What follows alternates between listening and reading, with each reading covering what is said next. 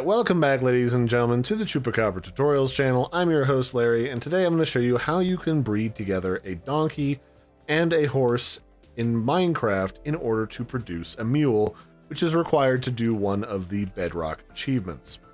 The first thing you have to do is use an open hand and ride the horse and the donkey until they both have hearts pop up above their head in order to tame them. And the taming process is pretty simple. All you have to do is continuously ride them until they stop trying to kick you off of their back, and the hearts will appear to indicate that they have been fully tamed. It might take a few times for that to happen. It really just depends per animal. Sometimes it'll happen instantly.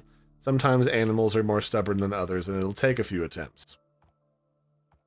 So we'll do that to the donkey. The donkey happened instantaneously.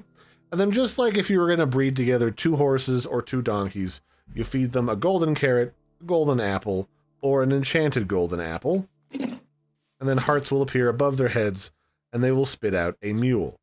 Unfortunately, the mule will not be able to breed with anything else because it's sterile just like they are in real life. They are unable to produce any meaningful offspring, although you can feed them one of these golden fruits in order to speed up their growth.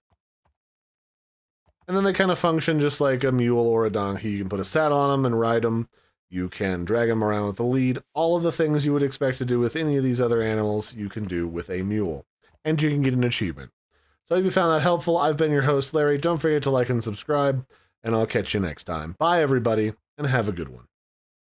And also, if you're curious where you would find a horse or a donkey in order to start this process, the horses and donkeys will spawn in savannas or plains biomes, with donkeys also spawning inside of meadows.